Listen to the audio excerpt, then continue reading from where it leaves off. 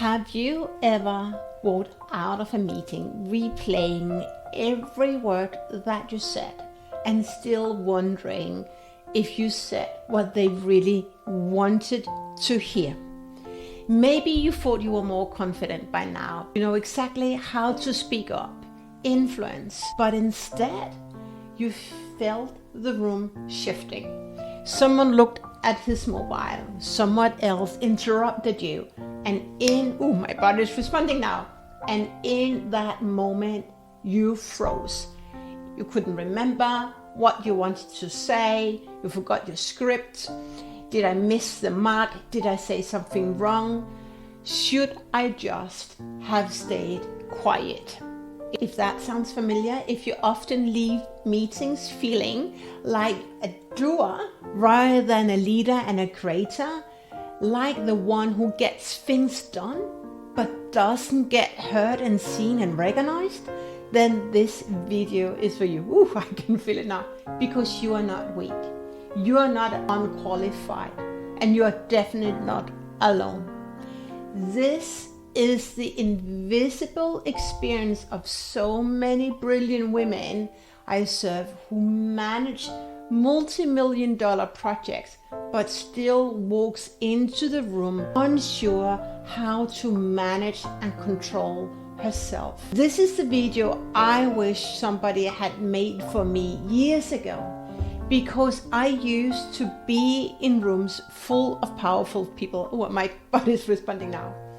I thought I needed to be perfect, be polished, be prepared. I would dry run the slides. I would dry run every message. And I would speak like a robot. But that made me only more disconnected from myself. I couldn't control my emotions.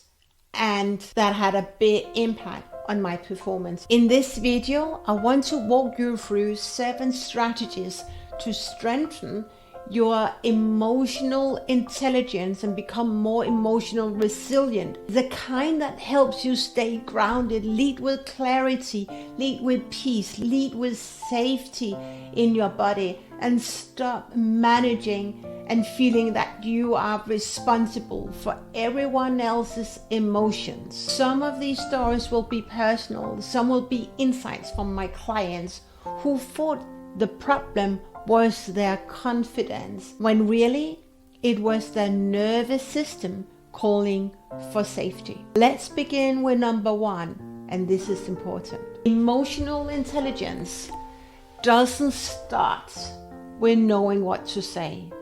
It starts with naming what you feel. Before you speak, your body has already told the room how you feel about yourself, how you trust what you're going to pitch, trust your message. Now, I'm actually teaching this to a young group of leaders yesterday. Language is everything. Controlling your emotions, controlling your body language is everything. And picking the right words is everything.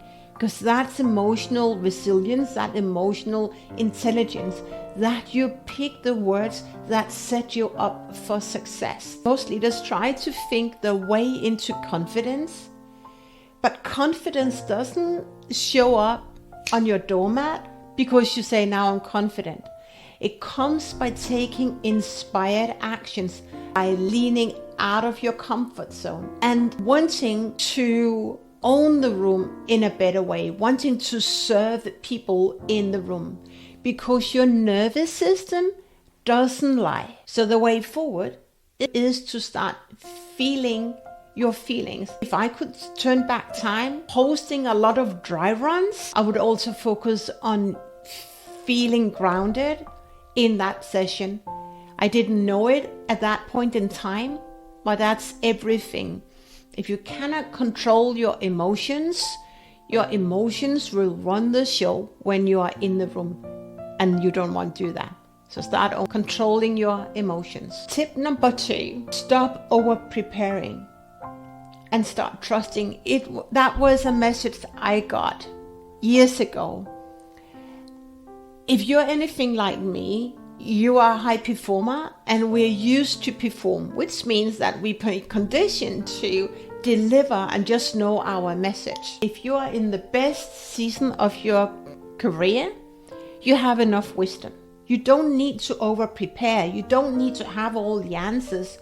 What you need to do is to trust that your preparation is good enough, that you are good enough. You don't need to have all the answers, because then you come from head, then you try to control the future.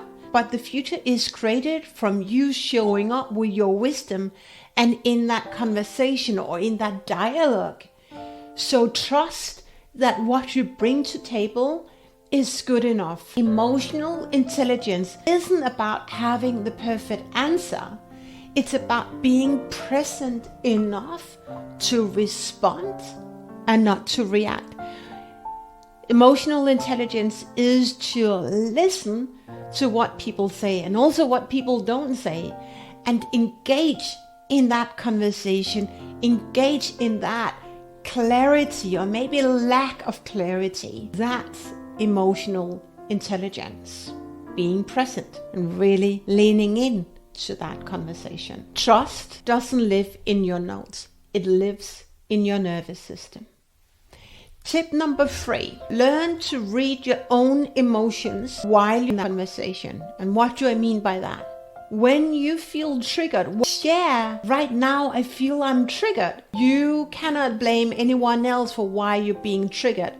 Own your emotions. Someone told me years ago, vulnerability is not weakness, it's your strength card. Show up owning your emotions, because people can feel when you're triggered. Honor your emotions. And if you cannot be in your emotions in the meeting, say, okay, right now, just give me 2 minutes so I can reset and then come in again. People will admire that you control your emotions, because executive presence is communicate also what you leave unsaid. Tip number 4, emotional intelligence is the skill of reading the room. When I train my clients in reading the room, I ask them to observe everything that's going on, the movements, the body language, the energy.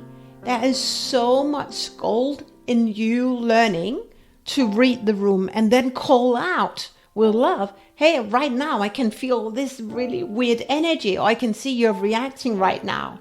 What is going on?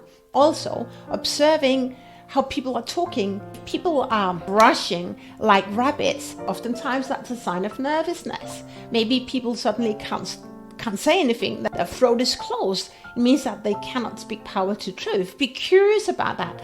That is emotional intelligence. It is a skill to read the room, and most people have trained themselves to read the room.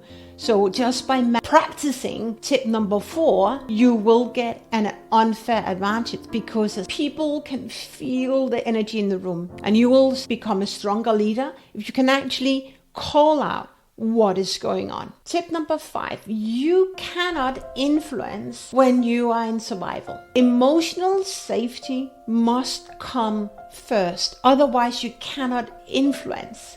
And you cannot show up as a trusted advisor who wants to set other people up for success. To lead others, you have to first lead yourself. If you cannot hold yourself, you cannot read yourself, if you're coming from fear, if you're coming from lack, if you're coming from longing to be approved, then you can never influence. That takes me to step number 6. The confidence isn't a personality, it's a practice. And you cannot lead from fear. Don't let fear lead your actions. Oftentimes I tell my clients, take yourself out of the equation. You having a job, it's all about how good you are at contributing to the greater good. People do not want you to tell them what they want to know.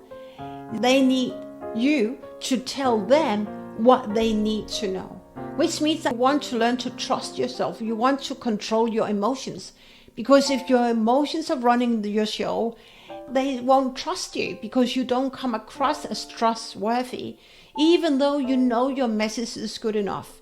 Show up wanting to serve and learn to regulate your emotions. The more reps you put in, the more resilient you become.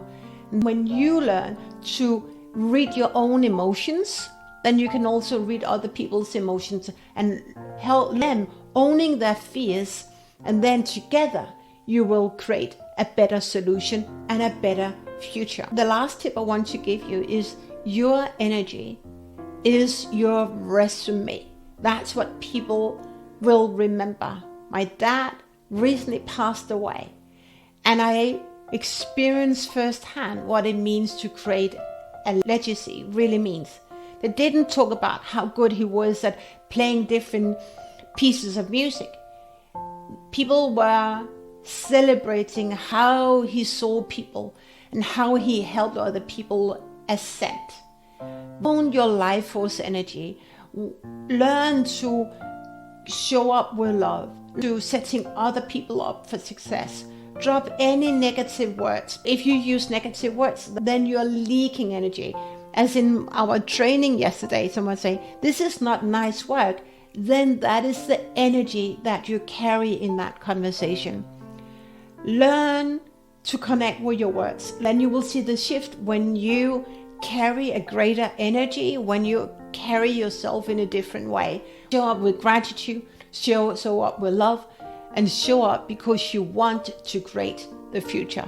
When you come from that place, you will control your nervous system, you will feel safe in your body, and then you will be able to achieve greater results and take your career to life to a very next level that you never thought would be possible. That was the end of my video. Thank you for watching. If you enjoy it, let me know in the comments below which of the 7 tips you are going to implement first.